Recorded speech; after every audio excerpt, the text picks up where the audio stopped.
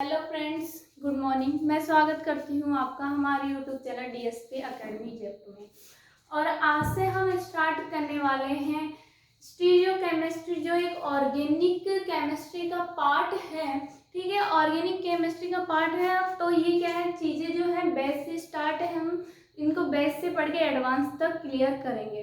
ठीक है, तो आज का हमारा जो टॉपिक है वो है स्टीरियो केमिस्ट्री। ये पढ़ा किसके अंदर जाता है, ये है ना ऑर्गेनिक कंपाउंड्स, या फिर हम इसको किसके अंदर पढ़ेंगे, आइसोमेरिज्म में पढ़ेंगे। ठीक है, तो इसके अंदर आज के लेक्चर में हम क्या देखेंगे कि इनका क्लासिफिकेशन देखेंगे कि इनका क्लासिफिकेशन किस तरीके से किया गया है और इनकी डेफिनेशंस है वो किस तरीके से की गई है वो हम देखेंगे। ठीक है, तो देखो सबसे पहले आइसोमेरिज्म की हम बात करते हैं कि ये आइसोमर्स होते क्या हैं। देखो कोई मॉलिक्यूल है वो क्या करता है, दो या दो से ज्यादा मॉलिक्यूल है वो सेम क्या रखे, सेम मॉलिक्यूलर फॉर्मूला रखे और सेम मॉलिक्यूलर वेट रखे, लेकिन उनकी अगर फिजिकल और केमिकल प्रॉपर्टीज डिफरेंट हैं तो उन्हीं को हम आइसोमर्स कहते हैं। तो मैं इसकी डेफिनेशन बताती हूँ आपको। इसकी डेफिनेशन हम ऐसे बोल सकते हैं अच्छी तरीके से कि two and more than two compounds having same molecular formula, same molecular weight but different physical and chemical properties are known isomers. This phenomena known as isomerism. यहाँ तक डेफिनेशन समझ में आ गई कि आइसोमेरिज्म की डेफिनेशन क्या हो गई। अब देखो आगे की बात करते हैं कि ये जो आइसोमेरिज्म है इसको दो भाग में विभाजित किया गया है। फर्स्ट है स्ट्रक्चरल आइसोमेरिज्म और सेकंड है स्टीरियो आइसोमेरिज्म। क्या है, स्ट्रक्चरल आइसोमेरिज्म और स्टीरियो आइसोमेरिज्म है। अब देखो स्ट्रक्चरल आइसोमेरिज्म होता है उसको 6 पार्ट में डिवाइड किया गया है, और जो स्टीरियो आइसोमेरिज्म है नॉर्मली जो हम बुक्स में पढ़ते हैं ना तो सीधा दे देता है कि स्टीरियो आइसोमेरिज्म को 2 पार्ट में ऑप्टिकल आइसोमेरिज्म और जियोमेट्रिकल आइसोमेरिज्म में डिवाइड किया गया है, बट एक्चुअली में ऐसा नहीं होता है। रियलिटी में हम देखें तो इसको 2 पार्ट में डिवाइड किया गया है और फिर उसको भी डिवाइड किया गया है। ठीक है, ये सब देखने से पहले ये देखते हैं हम कि स्ट्रक्चरल आइसोमेरिज्म की डेफिनेशन क्या होती है। डेफिनेशन वही है, मॉलिक्यूलर फॉर्मूला भी सेम होगा और मॉलिक्यूलर वेट भी सेम होगा, लेकिन डिफरेंट क्या होगा, यहाँ पे जो स्ट्रक्चर होगी ना वो डिफरेंट होगी।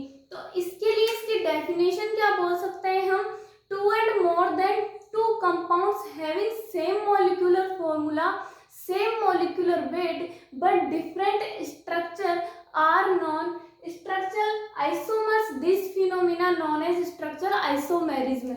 ये क्या हो गई, हमारे स्ट्रक्चरल आइसोमेरिज्म की डेफिनेशन हो गई कि मॉलिक्यूलर फॉर्मूला भी सेम होना चाहिए और मॉलिक्यूलर वेट भी सेम होना चाहिए, लेकिन स्ट्रक्चर जहाँ सेम होती है उसी को हम क्या बोल देते हैं, स्ट्रक्चरल आइसोमेरिज्म कहते हैं।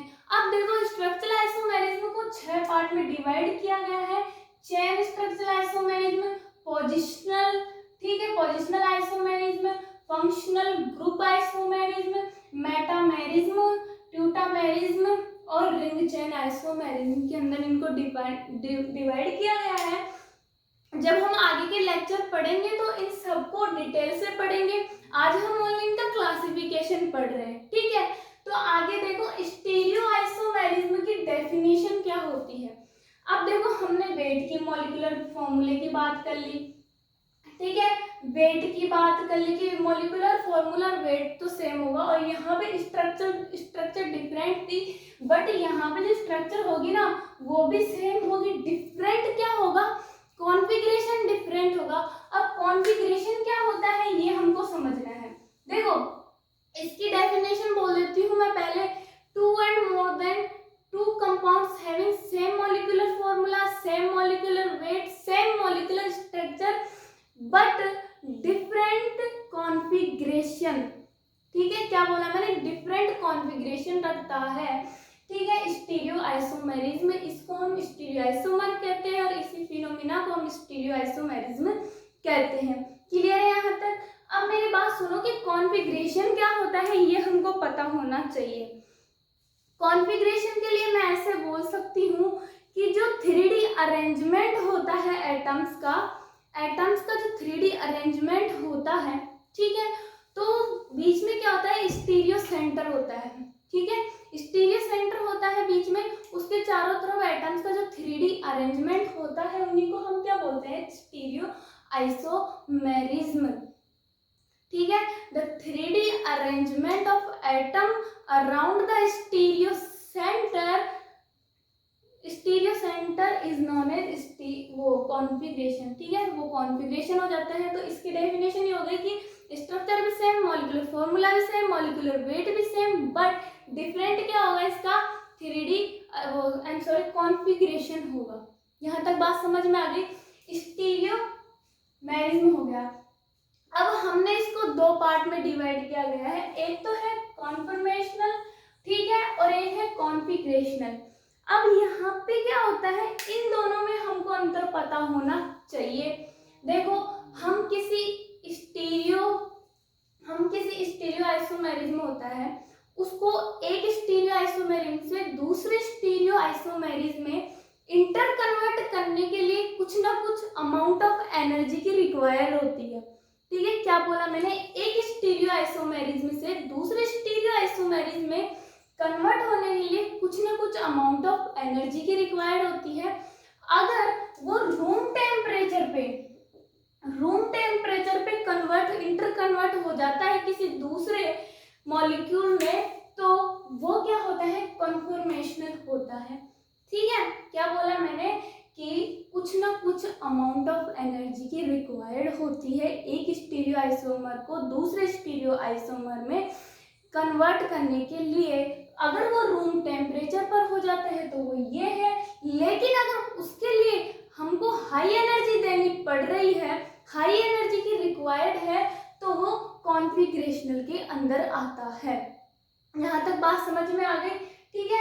ये रूम टेम्परेचर पे हो जाता है, बट इसके लिए कुछ ना कुछ बहुत ज़्यादा एनर्जी की या फिर हाई एनर्जी की ज़रूरत होती है। जैसे कि हमको कोई चीज़ उठाने के लिए या कुछ करने के लिए बहुत ज़्यादा एनर्जी की ज़रूरत होती है, वैसे ही इस किसी स्टीरियो आइसोमर को किसी दूसरे स्टीरियो आइसोमर में इंटर कन्वर्ट करने के लिए किसकी ज़रूरत होती है, एनर्जी की, हाई अमाउंट ऑफ एनर्जी की रिक्वायर्ड होती है।